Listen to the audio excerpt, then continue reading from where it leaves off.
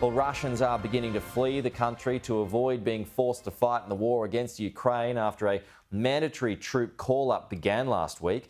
Joining us live now is the political analyst and the professor at Curtin University, Joe Siracusa. Joe, what does this say to you? That these hundreds of thousands of Russian citizens have been sent into battle, and if they don't do that, they face 10 years in a gulag, I suppose. That's right, Pete.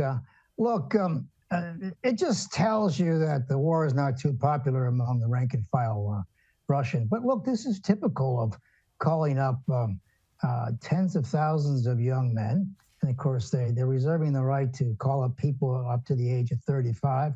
Some of the governors of these states who are in charge of implementing the call-up have sent out papers to people who are 40 years old. So a lot of those people are quite unhappy. Pete, keep in mind that when the Vietnam War draft cranked up, over 40,000 U.S. citizens, my age, college kids, they fled to Canada. Another 500,000 disappeared in the woodwork. And millions and millions got all kinds of strange deferments, like Donald Trump with his foot and Joe Biden with his so-called asthma. I mean, people don't want to die in these unpopular wars.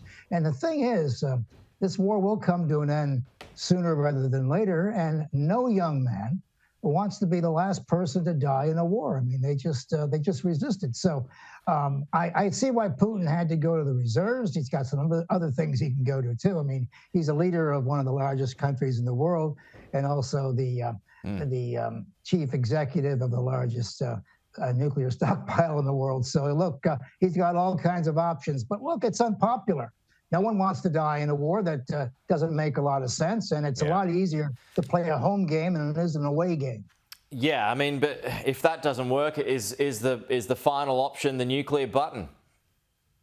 Well, look, Pete, the foreign minister for the European Union said yesterday in the BBC that he thought it was very likely, maybe even probable, that Putin would turn to battlefield nuclear weapons, which have been designed since the 1950s, atomic shells and howitzers and the like. I mean, he thinks that's a real possibility, and so do I, as a matter of fact. And of course, I don't expect Joe Biden to do anything about it because it's too late to resist these kinds of things. So yeah, I think he has a lot of options here. And look, I think the next debate, Pete, is going to be who lost Ukraine. I mean, it's not coming back. The place is destroyed. Commerce, finance, education. 14 million people have lost their homes. 7 million have gone abroad. I mean, no matter what happens now, and we're going to have some kind of a conclusion here, I'd have to say that that Putin has proved his point, whatever his point is. I'm not real sure all the time. Well, I mean, and now Europe's got a winter to look forward to. Well, look, when you start to get cold, I know you've been to Europe in the winter, it can get mighty cold there. And never forget my youth and winters in Vienna for a couple of years.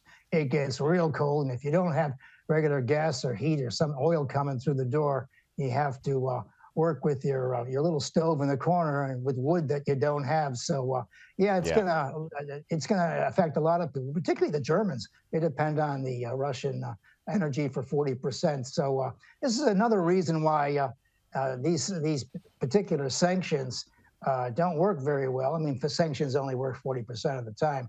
And sometimes, Pete, they just bite you in the butt. Yeah, well, I mean, that's an interesting point, isn't it, that the US may be considering sanctions against China over Taiwan. Just a consideration at this point. Is it just a threat?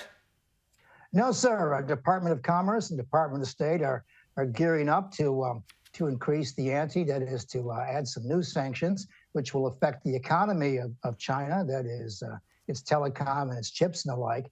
And of course, unlike the Russian sanctions, the Chinese sanctions are going to have a worldwide effect, maybe even a worldwide recession, because China is all tied up in the economies of Europe, North America, and I might even say Australia too. So using these sanctions against China in this willy-nilly fashion is going to produce results that are quite unpleasant and unintended, as a matter of fact. Did you find it interesting, though, back on Russia, Joe, that China and even India starting to put a little pressure on Vladimir Putin to to go for peace rather than expand his aggression when it comes to Ukraine?